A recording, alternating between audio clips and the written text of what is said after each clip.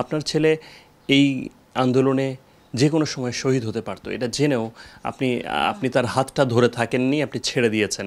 এই সিদ্ধান্তটা আপনি কেন নিয়েছেন? এখন শুনেন, ও যে কাজে নেমেছে এটা হলো সারা বাংলাদেশের কাজ। এখন আমি ইচ্ছে করলে রাখতে পারতাম, তারপর তালা দিয়ে রাখতে পারতাম, কিন্তু আমার ছেলে থাকবে না, মরে যাবে, ওই ভিতরে মরে যাবে, ছটফট করে মারা যাবে। কিন্তু তারপরে দেশ, মনে করেন আমার ছেলের জন্য যদি দেশ স্বাধীন হয়, দেশের মানুষ মুক্ত পায়, সব মানুষ স্বাধীন মতো চলতে পারে, কথা বলতে পারে, তো সেক্ষেত্রে দেশের স্বার্থে আমি এটাই বলছি, যদি আল্লাহ তাআলা সৃষ্টিকর্তা যদি মনে করেন যে নিয়ে যাবে, তো আজ মানুষের মৃত্যু তো একদিন আছে, আজ হোক আর কাল হোক, তো মানুষের জন্য যদি সে শহীদ বরণ করে, সেক্ষেত্রে আমার কিছু বলার ছিল না, এটা সৃষ্টিকর্তার ইচ্ছা। এখন সৃষ্টিকর্তা তাকে সে সম্মান দীর্ঘ হায়াতে তাকে ফিরে আনছে, এটা আল্লাহর অবদান, দেশের মানুষের অবদান। মানুষ অনেক সহযোগিতা করছে, মানুষ কিভাবে যে দেশের জন্য ঝাঁপিয়ে পড়ছে, অকল্পনীয়, অকল্পনীয়। মুক্তিযুদ্ধ মানে দ্বিতীয় মুক্তিযুদ্ধ। অনেকেই নাকি বলছে, আমি তো ছিলাম না, অনেকেই বলছে মুক্তিযুদ্ধ নাকি এত মানুষ মারা যায় না। মুক্তিযুদ্ধে যে এই যে অন্যান্য ভাষা আন্দোলন আরও অন্যান্য, হ্যাঁ মুক্তিযুদ্ধ, হ্যাঁ ও লাখো মানুষ মারা গেছে। ভাষা আন্দোলনে তো কয়জন, 12 জন না 6 জন মারা গেছে।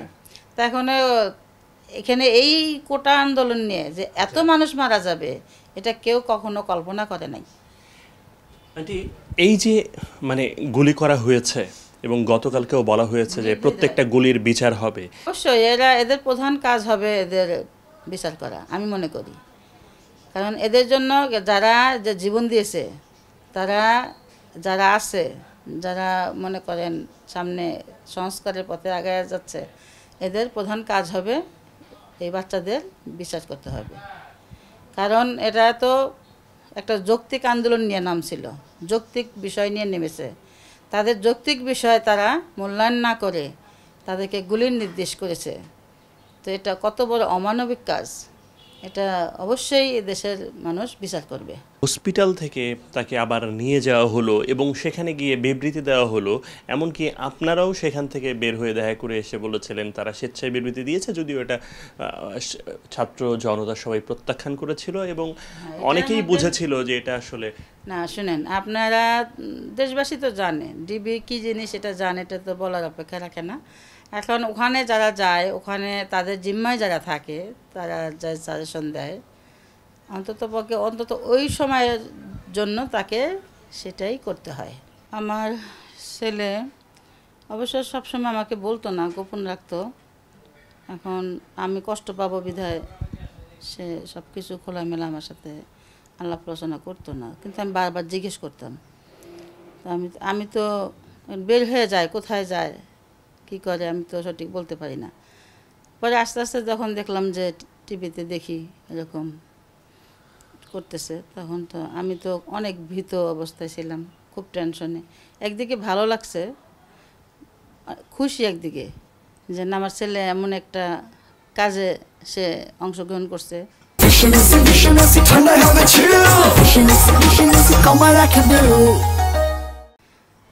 খুবই খুশি, কিন্তু তারপরে অপর দিকে আর একটা ভয়, যেন কোনো দুর্ঘটনা না হয় বা ওর উপর কোনো ঝুট ঝামেলা না আসে। এই মানে দুই দিকে, একদিকে আমি খুব খুশি আর একদিকে অন্যদিকে আবার ভয় কাজ করে। তো এইভাবে আস্তে আস্তে আস্তে চলতেছে। ওই বাসার থেকে বের হয়, কিন্তু কখন আমি বলি কখন আসবি, বলে যে ঠিক নেই, কখন কোথায় থাকবি ঠিক নেই, কখন কোথায় থাকি ঠিক নেই। তো যায় 2 দিন 3 দিন 5 দিন 1 সপ্তাহ পরেও বাসায় একদিন আসে, একটু হুট করে আসে, একটু গোসল করে খায় চলে যায়। তো এই আর কি, এভাবে চলতেছে। তো কঠিন দিন গেছে।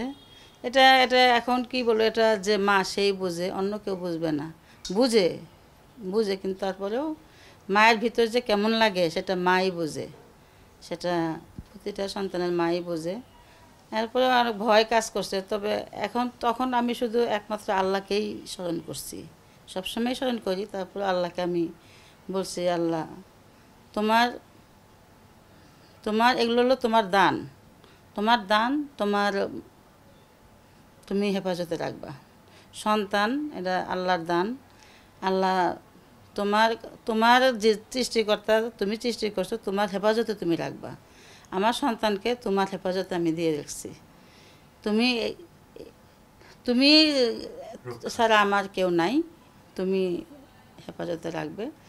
তা এখন এভাবেই সবসময় আল্লাহকে বলতাম, স্মরণ করতাম, আর খালি চিন্তা করতাম আল্লাহ ওর মান সম্মানটা যেন রক্ষা করে, আল্লাহ যেন মান সম্মান রক্ষা করে। সারা দেশবাসী সকল শ্রেণীর মানুষ, সকল জায়গা থেকে, যে যার জায়গা থেকে, ঘরে বলেন বাইরে বলেন, সমস্ত লোক যেমন একটা ৭১ যুদ্ধ যেরকম সেরকম, যারা ঘরে আছে ঘরে থেকে দোয়া দরুদ, আমাদের এলাকায় মনে করেন তা করছে, তাবলিগ করে মহিলারা, ওনারা দোয়া করছে, সমস্ত মহিলারা। ওর বিশেষ করে যখন প্রথমবার ওকে নিয়ে গেল, সে মারগুলো দেখে, তো ওটা তো সব মিডিয়াতে চলে এসেছে, তো দেখে তো সবাই কান্না। আর কী যে পরিমাণ দোয়া করছে জনগণ, আমাদের এলাকার মানুষ, সারা দেশের মানুষ দোয়া করছে। আর এর সাথে এর ডাকে সারা বাংলাদেশের মানুষ, ছাত্র জনতা, নাগরিক জনতা, যত মানুষ যে যেখান থেকে, মানে সবাই ঝাঁপায় পড়ছে। এখন বিষয়টা হলো সব মানুষের এটা অধিকার, সব মানুষই স্বাধীনতা চাইছে। এক স্বাধীনতা মানুষ অর্জন করছে, দ্বিতীয় স্বাধীনতা মানুষ সবাই একত্রিত হয়ে আবার স্বাধীনতা লাভ করছে। আল্লাহ সহযোগিতা করছে, আল্লাহ সবই আল্লাহর ইচ্ছা। আল্লাহ মানুষকে মুক্ত করে দিয়েছে, মানুষকে স্বাধীন করে দিয়েছে, আপনাদের গণমাধ্যমগুলো স্বাধীন হয়েছে, সর্বক্ষেত্রে মানুষ এখন শান্তি। যে মুহূর্তটাতে তাকে নিয়ে যাওয়া হয়, আপনারা কি সেই মুহূর্তে জানতেন কে বা কারা নিয়ে গেল এবং কোথায় নিয়ে যাচ্ছে সেসব বিষয়? জানতে পারি নাহিদের এক বন্ধুর মাধ্যমে, লন্ডন থেকে। তো লন্ডন মিডিয়াতে প্রকাশ পেয়েছে, কিন্তু আমাদের বাংলাদেশ মিডিয়া কিন্তু কোনো প্রকাশ করে নাই। সকাল 10টায়, 10:30 তারপরেও এখন আমি বিশ্বাস পাইনি, কিন্তু ওর ফ্রেন্ডদের সকলের নাম্বার আমরা ডায়াল করছি, কিন্তু সবার নাম্বার অফ এমনি অফ থাকে, কিন্তু তারপর অফ, খুব টেনশনে থাকলাম। এখন পরে এভাবে চলতেছে, তা আমরা তো অস্থির হয়ে গেছি, যেহেতু এরকম একটা মেসেজ পেয়েছি, কোনো ওদের ফ্রেন্ডদের কোনো নাম্বার পাচ্ছি না, কোনো মিডিয়াতে দেখছি না, টিভিতেও কোনো মোবাইল মিডিয়া কোনো কিছুতেই এগুলো আসছে না। তা এখন তো খুবই ক্রাইসিসের মধ্যে পড়ে গেছি, খুব টেনশনে পড়ে গেছি। পরে শেষে এভাবে 2টোর দিকে একটা ছেলে আমাকে ফোন দিয়েছে যে আন্টি ওকে তো এরকম ডিবি নাকি কোনো কি তুলে নিয়ে গেছে নন্দীপাড়া থেকে। তো ওখানে পরে শেষে আমরা সাথে সাথে আর অপেক্ষা করিনি, ডিবি অফিসে চলে গেছি। ডিবি অফিসে চলে যাওয়ার পরে আমাদের শ্বশুরবাড়ির সবাই এসেছে, নাহিদের আব্বু, আমরা সবাই ডিবি অফিসে গেলাম।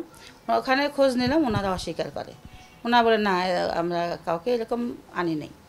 তারপরে ওখানে সারজিৎ, হাসনাত আরও অন্যান্য সবাই সমন্বয় করা এসেছিলো। আসার পরে ওরা ব্রিফিং করলো, আমরা ব্রিফিং করলাম, সকল মিডিয়ার সাথে আমরা জোরালোভাবে করলাম, ব্রিফিং করলাম। হাসনাত, সারজিৎ খুব জোরালোভাবে ওরা বললো, তো ওকে আমাদের 24 ঘন্টার মধ্যে আমাদের পাশে চাই, তা না হলে আন্দোলন আরও দ্রুত গতিতে ছড়িয়ে যাবে।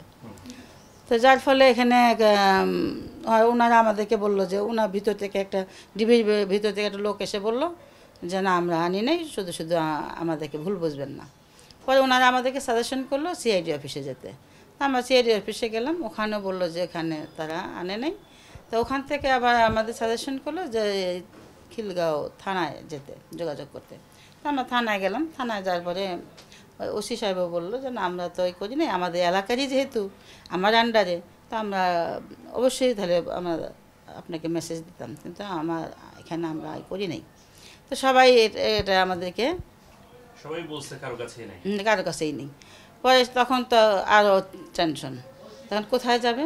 পরে শেষে আমি আবার জিডি করতে চাইলাম, যে জিডিটা নিল না, কিলগা থানায় জিডিটা নিল না। ওনারা নানান ধরনের কথা বলল, যে কোথা থেকে কীভাবে কয়জন কী নানান প্রশ্ন করলো। তো আমরা অ্যাকুরেট প্রশ্ন উত্তর দিতে পারিনি, যেহেতু অন্য জায়গা থেকে নিচ্ছে, কী বাহিনী এসেছে আমরা তো বলতে পারিনি।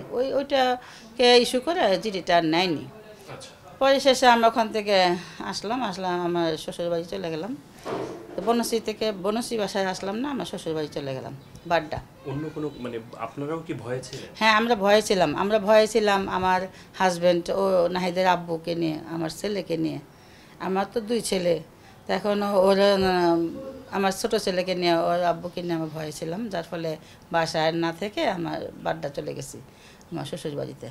পরে ওখানে আমার ভোরও 5টা বাজে নাহিদ ফোন দিয়েছে ওর আব্বুর মোবাইলে, ফোন দিয়েছে, আমি তো বাসায়। তো ওকে বললো যে জলসিঁড়ির ওখানে রেখে গেছে, একটা মাইক বেঁধে চোখ বেঁধে জলসিঁড়িতে রেখে গেছে। তো ওখানে বলছে যে তোমার বাসার আশেপাশে রেখে দিছি, এখন তুমি যেতে পারবা। তো ওখান থেকে বনশ্রীতে চলে আসছে।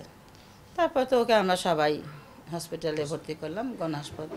একটা বিষয় বলেন যে এই হসপিটাল থেকে তাকে আবার নিয়ে যাওয়া হলো এবং সেখানে গিয়ে বিবৃতি দেওয়া হলো, এমনকি আপনারাও সেখান থেকে বের হয়ে দেখা করে এসে বলেছিলেন তারা স্বেচ্ছায় বিবৃতি দিয়েছে, যদিও এটা ছাত্র জনতা সবাই প্রত্যাখ্যান করেছিল এবং অনেকেই বুঝেছিল যে এটা আসলে না। শুনেন, আপনারা দেশবাসী তো জানে ডিবি কী জিনিস, এটা জানে, এটা তো বলার অপেক্ষা রাখে না। এখন ওখানে যারা যায়, ওখানে তাদের জিম্মায় যারা থাকে, তারা যা সাজেশন দেয়, অন্তত ওই সময়ের জন্য তাকে সেটাই করতে হয়।